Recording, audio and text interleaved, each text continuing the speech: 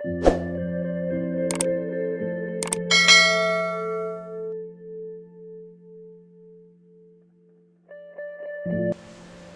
बच्चों, स्वागत है आपका हमारी हिंदी में।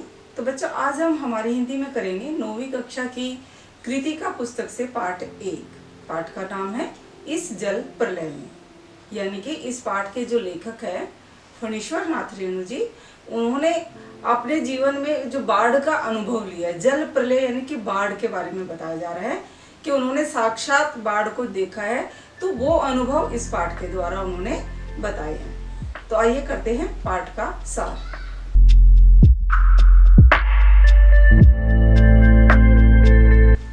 तो आइए शुरू करते हैं पाठ का सार। पाठ का नाम है इस जल प्रलय में, मैंने लिखी दी है और ये मैंने पाठ के मुख्य मुख्य बिंदु लिखे हैं ताकि पाठ का सार करने में आपको सुविधा हो। लेखक ने शुरू में ही बताया कि उनका गांव ऐसे क्षेत्र में है जहां पर हर साल बाढ़ आती रहती है। कभी कोसी नदी से, कभी गंगा नदी का पानी आ जाता है, कभी महानंदा का पानी आ जाता है। तो उनके क्षेत्र में अक्सर बाढ़ आती रहती है। लेखक कहते हैं वहाँ ऐसा नज़ारा उन्होंने देखा है। जब वो ट्रेन से जाते हैं तो कई ऐसे स्थान देखे थे जो ऊंचे स्थान होते हैं, परती स्थान जो मतलब जहाँ पर बंजर क्षेत्र होते हैं, जहाँ पर खेती बाड़ी नहीं की जाती। सब लोग अपने पशुओं को वहाँ पर लेकर एकत्रित हो जाते हैं, ऊंचे हो जाते हैं वो स्थान, ताकि वहां तक पानी ना पहुंच सके। तो उसी से अंदाजा लगाया जा सकता है कि बाढ़ ने कितना ज्यादा विनाश किया है। अब लेखक कह रहे हैं कि ये परती क्षेत्र से थे तो इनको तैरना नहीं आता था, लेकिन ये 10 वर्षों से क्या थे, स्वयंसेवक थे, राजनीतिक कार्यकर्ता के रूप में ये काम करते थे। बाढ़ प्रभावित जो क्षेत्र होते थे उनमें राहत कार्य के लिए जाते रहते थे। तो इनको इस चीज का, बाढ़ का अनुभव है। इस हिसाब से इन्होंने बताया कि जय गंगा, डायन कोसी, हड्डियों का पुल, ये रिपोर्टाज है, ये लिखे भी है इन्होंने जो बाढ़ से प्रभावित है। इनके जो रिपोर्टाज है ये बाढ़ से ही प्रभावित है। अब लेखक बता रहे हैं कि उन्होंने बाढ़ को देखा तो बहुत है, लेकिन कभी साक्षात नहीं देखा आते हुए। और ऐसा अनुभव हुआ उनको 1967 में, जब वो पटना में थे, पटना में रह रहे थे, तब इन्होंने साक्षात बाढ़ को आते हुए देखा है। अर्थात एक शहरी होने के नाते इन्होंने बाढ़ को देखा और भोगा है।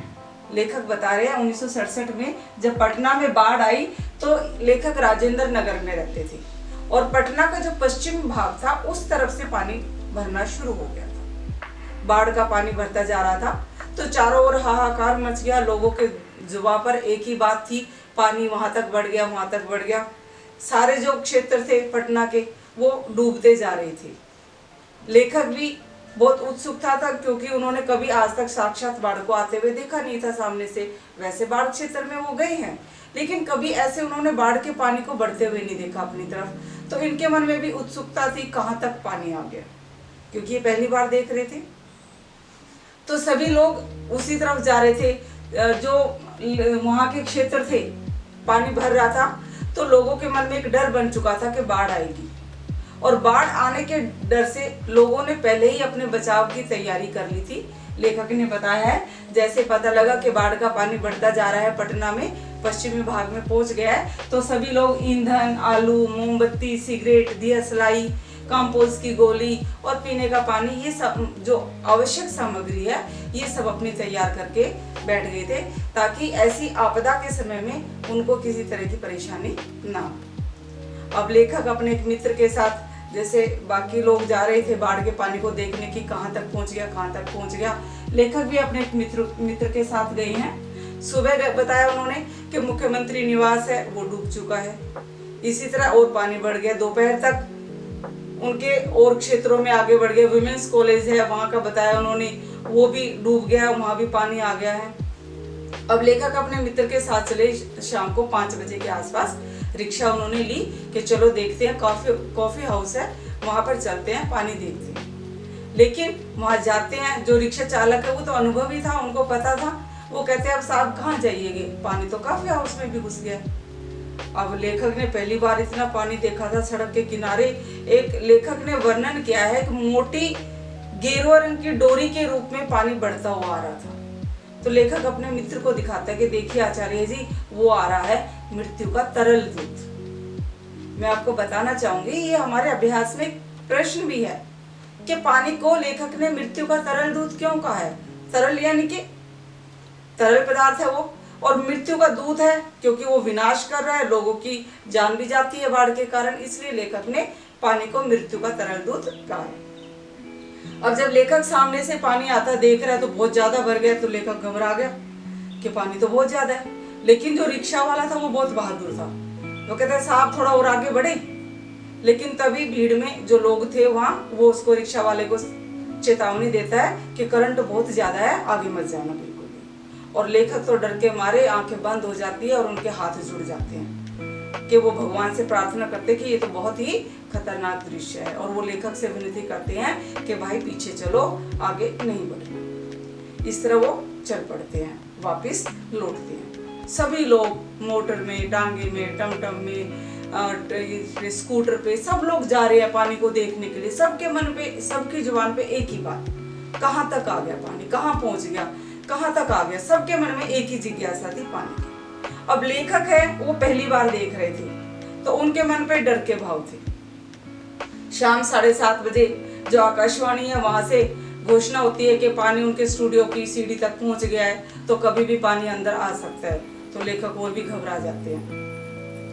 वहां पर सारे लोग, पान की दुकान है वहां तक पहुंच जाते हैं। दुकानों में हड़बड़ी मच जाती है। जो नीचे की दुकानें हैं वो सारा सामान टेम्पो के जरिए, टमटम के जरिए, ट्रक के जरिए, रिक्शा के जरिए क्या करते हैं, नीचे का सामान ऊपर पहुंचाया जा रहा है ताकि वो बाढ़ के पानी से नुकसान ना हो सके। और दुकानें बंद हो जाती है, सब कुछ खरीद बिक्री सब बंद हो जाती है। एक बिक्री बढ़ती है तो सिर्फ पान की, क्योंकि जो पान की दुकान है वहां पर सभी लोग, रेडियो होता है पान की दुकान पे, रेडियो पर सब पानी के समाचार लेने के लिए पहुंचते भी, पानी कहाँ तक पहुंच गया। और वहां जा रहे हैं तो थोड़ी सी हंसी मस्ती भी कर लेते हैं और पान तो खाते ही खाते हैं। तो आपके अभ्यास में ये भी एक प्रश्न बनता है कि खरीद बिक्री बंद होने के बावजूद पान की बिक्री क्यों बढ़ जाती है। वो यही कारण है कि पान की दुकान पर रेडियो था, रेडियो पर सभी लोग समाचार जानने के लिए जाते थे, पानी के समाचार जानने के लिए, और वहां जा रहे हैं तो पान भी खाते थे, इसलिए पान की बिक्री बढ़ जाती है। तो लेखक के चेहरे पे डर स्पष्ट दिखाई दे रहा था। उन्होंने जो पान की दुकान पर एक आईना लगा था उसमें खुद देखा कि जो वहां के और लोग थे उनके मन पे डर नहीं था। क्यों? क्योंकि वो लोग तो आदी हो चुके थे, वो वहां के रहने वाले थे, उनको इस चीज का अभ्यास था, वो हर साल देखते थे। लेकिन लेखक पहली बार ऐसे बाढ़ को देख रहे थे तो उनके मन में डर था। तो फिर खुद को सहज करने का प्रयास भी करते हैं कि कहीं लोग हमारे ये डरे हुए चेहरे को हमारा मजाक ही ना बना ले, कहीं डर को। तो वहां जाते हैं तभी अचानक एक अधेड़ उम्र का, हष्ट पुष्ट मुस्टंडे टाइप का ग्रामीण व्यक्ति है, वो जोर जोर से चिल्ला रहा था कि देखो जब दानापुर में पानी आया था तब ये पटनिया बाबू कहीं आए थे हमारा हालचाल पूछने के लिए, लो अब भुगतो। अर्थात जो वो व्यक्ति है वो गांव का होगा, दानापुर से संबंध रखता है, और उसके मन में ईर्ष्या थी पटना वालों की। लेखक भी अपने मित्र को कहते, देखिए ये वो व्यक्ति जिनको हम अपनी गोष्ठियों में ढूंढते रहते हैं। अर्थात कि उस व्यक्ति के मन में ईर्ष्या का भाव था पटना के लोगों के, कि उनके गांव में जब बाढ़ आती थी तो उनका कितना विनाश होता था, किसी को जानकारी नहीं है, और अब वो खुश है इस बात से कि अब ये भी भुगते और देखे कितना नुकसान होता है। यहाँ पर ये भी एक आपके अभ्यास का प्रश्न है, तो आपका यही उत्तर बनेगा कि उस व्यक्ति के मन में ईर्ष्या का भाव दिखाई देता है, जलन है उसके मन में। गांव और शहर के बीच में भेद तो होता ही आया है। गांव के लोग हमेशा ही शहर के लोगों को ये सोचते हैं कि वो हमें छोटा समझते हैं, हमारी सहायता के लिए आगे नहीं बढ़ते। शहर के लोग अपने आप को अधिक वो समझते हैं, ऊंचा समझते हैं। तो यही बात उस व्यक्ति के अंदर दिखाई दे रही है कि जब वो पटना वाले लोगों को कह रहे हैं कि अब भुगतो, आया ना पानी अब तुम भुगतो। अब जैसे ही आकाशवाणी की ये सूचना आई कि इस तरह पानी कभी भी बढ़ सकता है, तो लेखक के जो मित्र है वो भी घबरा गए और वो घर की तरफ चले। दोनों के मन में यही था कि जो भी, जिसके भी घर में कम पानी होगा, जिसके क्षेत्र में कम पानी होगा, वो दूसरे से मिलने आएगा। क्योंकि लेखक के बाकी मित्र भी थे, वो दूसरे स्थानों पे फंसे हुए थे बाढ़ के पानी में, वो उनसे मिल नहीं पाए थे। अब दोनों यही फैसला करके चलते हैं कि दोनों में से जिसके क्षेत्र में कम पानी होगा वो दूसरे का हालचाल पूछेगा। अब लेखक वहाँ से चल पड़ते हैं। जो राजेंद्र नगर का वो मैगजीन, एक वो चौराहा है, वहाँ से मैगजीन खरीदते हैं, सोचते हैं अब कम से कम हफ्ते भर की सामग्री तो ले ली जाए। अर्थात अगर बाढ़ आ गई तो बाहर तो निकल नहीं पाएंगे और अंदर बैठे बैठे क्या करेंगे, इसलिए वो चाह रहे थे कि हफ्ते भर की कुछ ऐसी पाठ्य सामग्री ले लूं जिससे मेरा समय कट जाए। और वो उलट पलट कर देखते हैं, कभी सोचते हैं फ्रेंच लैंग्वेज की वो देख लेता हूँ, कभी योग की सोचते हैं, योग की पुस्तकें, मतलब हड़बड़ाहट उनमें दिखाई देती है। और उस जो वो पत्रिका बेचने वाला है वो वहीं का स्थानीय व्यक्ति है, कृष्णा नाम बताया लेखक ने, और वो मंद मंद पता नहीं क्यों मुस्कुरा रहा है उनको देख के इस हड़बड़ी में। अर्थात भाव यही है कि वो वहां का स्थायी निवासी है, उसके मन में इतना डर नहीं क्योंकि उसने देखा हुआ है। लेखक घबराया हुआ है, तो वो कुछ अंग्रेजी और हिंदी की जो फिल्मों की जो मैगजीन है वो ले लेते हैं और घर की तरफ चल देते हैं। उनका जो फ्लैट था वो ऐसी जगह था कि उनके घर के चारों तरफ ऊंची ऊंची बिल्डिंगें थी। वहां पर कोई भी अगर आवाज आती थी, जैसे जनसंपर्क की कोई ये घोषणा करने आते थे, या लॉटरी की टिकट वाले घोषणा करने आते थे, या विज्ञापन वाले कोई आते थे, तो वो आवाज 4 बार गूंजती थी। अभी लेखक फ्लैट पर पहुंचे ही थे कि जनसंपर्क विभाग की जो घोषणा करने वाले वो पहुंच गए। उन्होंने घोषणा की कि आज रात्रि 12 बजे तक पानी आने की संभावना है, अर्थात राजेंद्र नगर भी डूब जाएगा। तो वो लाइन गूंजती रहती है जो वो बोल के जाते हैं। अब लेखक अपनी पत्नी से पूछते हैं अभी क्या है, गैस का क्या प्रबंध है, कितने दिन की गैस है? तो पत्नी कहती है अंदाजा नहीं है, क्योंकि गैस का लेखक बताते हैं मीटर वगैरह तो कुछ होता नहीं है जिससे पता लग सके कि कितना खाली है कितना भरा है। केरोसिन भी है, स्टोव भी है, केरोसिन एक ही बोतल है। लेकिन कुल मिलाकर लेखक सोचते चलो हफ्ते भर की तो सामग्री है और समय निकल जाएगा। अब जैसे ये घोषणा हो गई तो सब लोगों ने नीचे के जो लेखक का जो ब्लॉक था उसके जो नीचे की दुकानें थी उन्होंने सामान ऊपर रखना शुरू कर दिया। और पता नहीं क्यों लेखक की जो बिल्डिंग के नीचे एक दुकान थी उसने ढेर सारे कागज निकाले और उनमें आग लगा दी, और वो धुआं धुआं सारी बिल्डिंगों में फैल गया और लेखक का जो कमरा था उसमें भी धुआं धुआं हो गया। अब सारी रात लेखक के मन में यही आ रहा था कि पानी पता नहीं कब तक पहुंचेगा, सब पानी का इंतजार कर रहे हैं। लेखक सोचते हैं चलो पानी का इंतजार कर रहे हैं तो कुछ लिख ही लूं, क्योंकि नींद तो आ नहीं रही है। अब कंपोज की गोली लेने का भी मन नहीं कर रहा है क्योंकि अभी तो जागना है, पता नहीं बाढ़ का पानी कब आ जाए। तो वो सोचते कुछ लिखूं, फिर वो सोचते नहीं लिखा तो नहीं जाएगा। फिर वो सोचते चलो लेट जाता हूँ, सो ही जाता हूँ। तो सोने का प्रयास करते तो लेखक को नींद नहीं आती है। और वो लेट जाते हैं तो उनको यादें आती है अपने पिछले समय की, क्योंकि वो पिछले 10 वर्षों से ये राजनीतिक कार्यकर्ता के रूप में जो बाढ़ प्रभावित क्षेत्र है वहां पर राहत कार्य करने के लिए लगे हुए हैं। स्काउट एंड गाइड्स में है ये। तो उनको याद आती है कि 1947 में जब वो बाढ़ग्रस्त एरिया था मनिहारी जो पूर्णिया में पड़ता था, वहां पर गए थे ये। इनके गुरु इनके साथ थे और उनके गुरु के साथ ये जो राहत सामग्री ली हुई थी, चारों तरफ पानी ही पानी था। कहीं भी बीच में ऐसा स्थान नहीं दिखाई दे रहा था जो सूखा टापू सा हो या टीला सा हो। तो बीच में इनको कहीं टीला सा दिखाई भी दिया तो इन्होंने अपने गुरु से कहा कि वहां पर थोड़ी देर नाव ले चलते और वहां पर थोड़ी सी चहलकदमी कर लेंगे तो पैर सीधे हो जाएंगे। अर्थात नाव में बैठे बैठे वो थक चुके थे। तो लेखक के जो गुरु थे स्वर्गीय सतीनाथ भादुड़ी जी, उन्होंने स्पष्ट हिदायत दी थी कि हर नाव में एक तो पकाही घाव की दवाई होनी चाहिए, एक दिया सलाई और केरोसिन, ये 3 चीज तो अवश्य होनी चाहिए राहत सामग्री के अलावा। अब पकाही घाव के बारे में मैं बताऊंगी क्योंकि अभ्यास का एक ये प्रश्न भी है। पकाही घाव पानी में ज्यादा समय तक रहने के कारण जो हमारे पैर हैं वो गल जाते हैं पानी की वजह से, और हमारे उंगलियों के बीच में जो तलवे होते हैं वो घाव बन जाता है, उसको पकाही घाव बोलते हैं। पानी में रहने की वजह से जब पैरों की उंगलियां वो जख्मी हो जाती है, गल जाती है, तो उसको पकाही घाव बोलते हैं। उस पकाही घाव की दवाई केरोसिन और दिया सलाई, ये 3 चीज लेखक के जो गुरु हैं सतीनाथ भादुड़ी जी, उन्होंने स्पष्ट हिदायत दी थी कि हर नाव पर ये चीज जरूर होनी चाहिए। और वास्तव में वही हुआ। लेखक की नाव जहां भी जाती थी राहत सामग्री से पहले सब पकाही घाव की दवाई मांगते थे, दिया सलाई या केरोसिन की मांग करते थे। तो लेखक का ये 1947 का अनुभव था। फिर लेखक को याद आता है 1949 में भी वो गए थे। महानंदा नदी की जो बाढ़ आई थी वो स्थान है वापसी थाना, वहां पर लेखक गए थे। बाढ़ राहत के लिए कार्य करने के लिए। तो लेखक बता रहे हैं कि जिस नौका में, जिस नाव में ये थे ना, उसमें डॉक्टर साहब थे और वो क्या कर रहे थे, जो विभिन्न जगहों से जो बीमार लोग थे उनको नौकाओं में बिठा के, नाव में, किश्तियों में बिठा के और वहां पर लेके जा रहे थे शिविरों में, जहां पर उनका इलाज किया जा सके।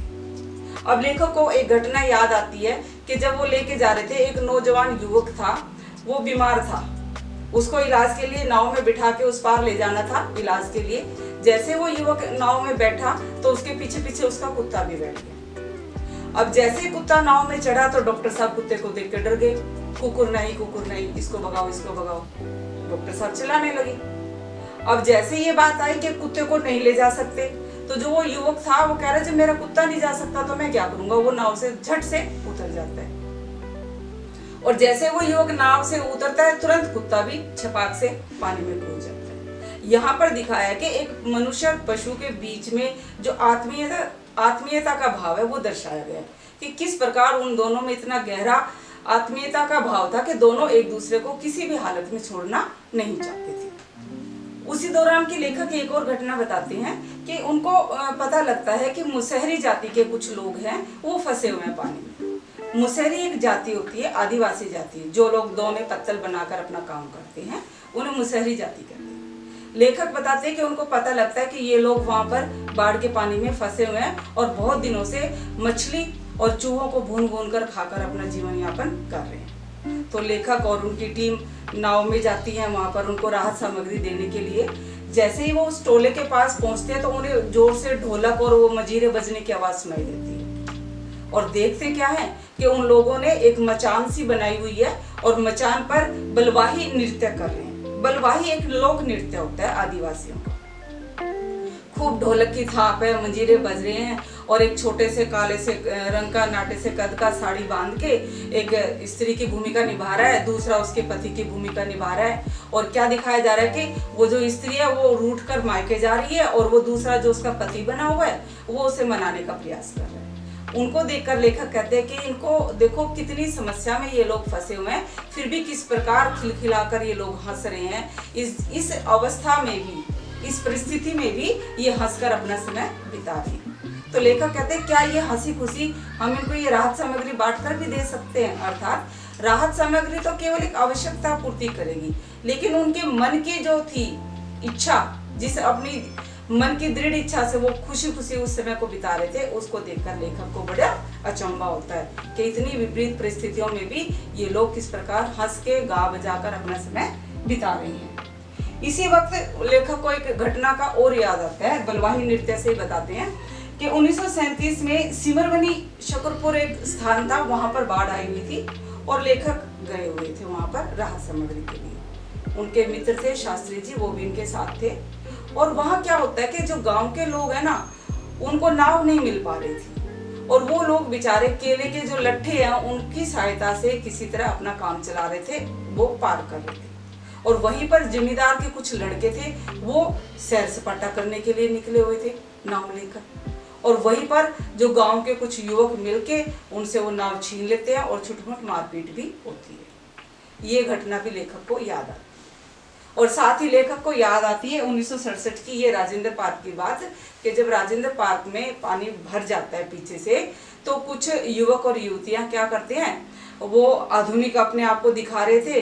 तो वो जो फिल्मों में दृश्य देखते हैं ना कश्मीर का, वो नज़ारा देखने के लिए एक नाव में बैठते हैं और घूमने के लिए निकल पड़ते हैं। एक लड़की बैठी है नाव में, वो कॉफी घुमा घुमा के विशेष अदा में कॉफी फेंट रही है, दूसरी एक पत्रिका पढ़ रही है, एक लड़का नाव को आगे बढ़ा रहा है, दूसरा उसमें बैठा कुछ उस दूसरी लड़की से बातें कर रहा है। और उन्होंने बहुत जोर जोर से ट्रांजिस्टर चलाया हुआ है, गाना लगा हुआ था, हवा में उड़ता जाए मेरा लाल दुपट्टा मलमल का। तो वो आनंद ले रहे थे नौका विहार का। वो बच्चे लाल होठ किए हुए, उन्होंने खूब मेकअप किया हुआ है। लेकिन जैसे ही उनकी वो नाव राजेंद्र पार्क के इनके एरिया की तरफ आती है, चारों तरफ के जो बिल्डिंग पे लड़के थे वो जोर जोर से चिल्लाने लग जाते हैं, सीटियां मारने लगते हैं, फब्तियां कसना शुरू कर देते हैं उनको देख के, और उनके होश आवास उड़ जाते हैं। उनका सारा जो आधुनिकतापन था, जो उनके वो भ्रमण का जो उन्होंने बनाया हुआ था मूड, वो सारा काफूर हो जाता है। तो ये सब बातें सोचते सोचते लेखक नींद में आ जाते हैं। उनको वो सफेद झुंड से, भेड़ों के झुंड दिखाई देते हैं, कभी बादल से दिखाई देते हैं। वो कहते हैं ना, निद्रावस्था में हमें कुछ कुछ दिखाई देता है, वही लेखक जिक्र कर रहे हैं। सफेद भेड़ें, वो फिर धीरे धीरे काली हो जाती हैं, फिर वो गेरुआ हो जाती है, गेरुआ मतलब मटमैली हो जाती है। बादलों को वो नींद में आ जाते हैं और तभी अचानक उनकी आंख खुलती है, उनको जोर से जगाया जाता है। टाइम देखते हैं 5:30 बज चुके हैं, सवेरा हो गया। उनको बताया जाता है कि पानी आ गया, पानी आ गया, बाढ़ का पानी आ गया। लेखक घबरा जाते हैं, चारों तरफ हाहाकार मच जाता है, पानी आ गया, इधर से आया, कोई कह रहा है कोसी का पानी है, कोई कह रहा है गंगा का पानी है, मतलब चारों तरफ से शोर शराबा मच जाता है, कोहराम मच जाता है। अब लेखक देखता है कि पानी बड़ी तेजी से बहता हुआ आ रहा है, बिल्कुल जिस तरह का उन्होंने कॉफी हाउस के पास देखा था ना, एक मोटी गेरुआ डोरी सी में पानी बहता आ रहा था, बिल्कुल वैसा ही बहुत मोटी सी एक गेरुए रंग की डोली के रूप में पानी बहता आ रहा है। और तभी लेखक देखता है कि एक मोड़ पे ना कुछ बच्चे उछल कूद कर रहे हैं उस पानी में। तभी लेखक कहते हैं ये बच्चे यहाँ क्या कर रहे हैं। ध्यान देते हैं तो उनको वो स्पष्ट दिखाई देता है कि वो बच्चे नहीं है, वो मोड़ से पानी जब बह के आ रहा है तो बीच में अवरोध होने के कारण पानी उछल रहा है, और उछलने के कारण वो ऐसा लग रहा है पानी के जैसे बच्चे उस पानी में उछल रहे हैं। लेखक एकदम दौड़कर छत पर जाते हैं। छत पर जाकर देखते हैं कि चारों तरफ से पानी भर जाता है। उनके पीछे की जो बिल्डिंग है, उनके पीछे का जो एरिया, वो सारा पानी से भर जाता है। वो दीवारों की ईंटें ऐसे डूबना लेखक स्पष्ट देखते हैं, कैसे ईंटें डूबती चली जा रही है। वो खंबे है, खंबे का जो काले वाला भाग डूबता चला जा रहा है। पेड़ है, उनकी हरियाली जलमग्न होती जा रही है। लेखक स्पष्ट देख रहे हैं कि किस प्रकार पानी बढ़ रहा है और हरियाली गेरुए रंग में परिवर्तित हो रही है। गेरुआ रंग मतलब मटमैला रंग, जो बाढ़ का पानी है वो उसको ढक देता है, हरियाली को, सब कुछ डूब जाता है। अब ऐसे में लेखक करता है, काश, सोचते मन में, मेरे पास कैमरा होता या टेप रिकॉर्डर होता तो मैं इसको रिकॉर्ड कर लेता। फिर कहते हैं अच्छा हुआ नहीं है, क्योंकि अगर कलम भी चोरी हो गई, कलम भी नहीं है लेखक के पास, कुछ नहीं है। फिर लेखक खुद ही सोचते अच्छा हुआ कि नहीं है, अगर वो होते तो मैं इसको रिकॉर्ड करने के चक्कर में पड़ा रहता और मैं इतने अच्छे से इस बाढ़ के पानी को इतने स्पष्ट रूप से नहीं देख पाता जितना अब देख रहा हूं। यहाँ पर हमारा पाठ समाप्त हो जाता है।